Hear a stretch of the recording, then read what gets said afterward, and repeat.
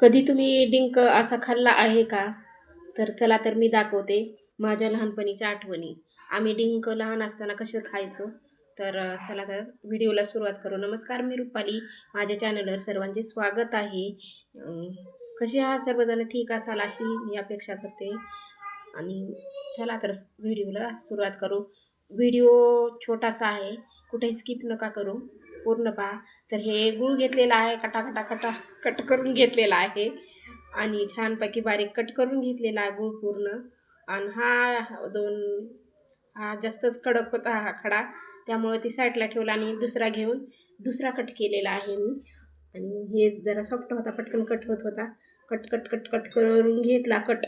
आणि मुलांना काहीतरी खावंसं वाटत होतं. चला तर मी म्हणलं मी लहानपणी काय खात होते चुरून ते करून देते तुम्हाला आज.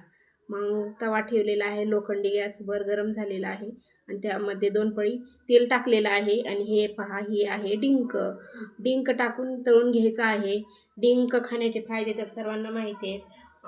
डिंक खाल्ल्यामुळे थकवा दूर होतो, बद्धकोष्ठता कमी होते, वजन कमी होण्यास फायदेशीर राहतं वजन कमी करण्यासाठी. आणि स्त्रियांसाठी तर खूप महत्त्वाचं.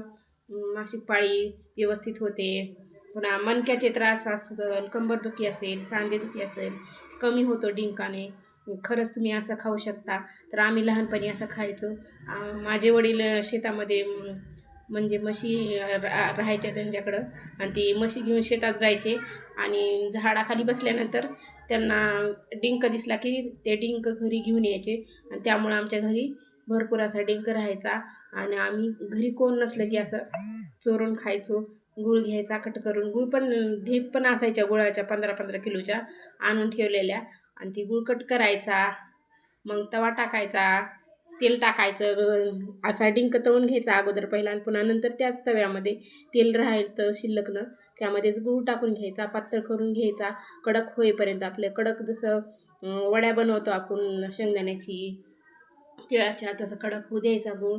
नंतर डिंक टाकून घ्यायचा.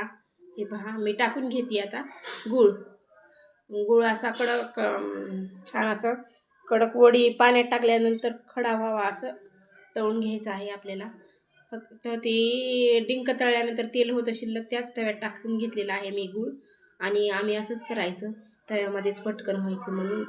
कोण घरी नसलं की गडबडीने पटकन तवा चुलीवर करायचं. पहिला अगोदर गॅस वगैरे नव्हते आमच्याकडे, तर चुलीवर करायचं आम्ही. आणि खूप छान लागत होतं. तोंड तोंड म्हणजे तोंडातले गाल फाटूस तर आम्ही खायचो.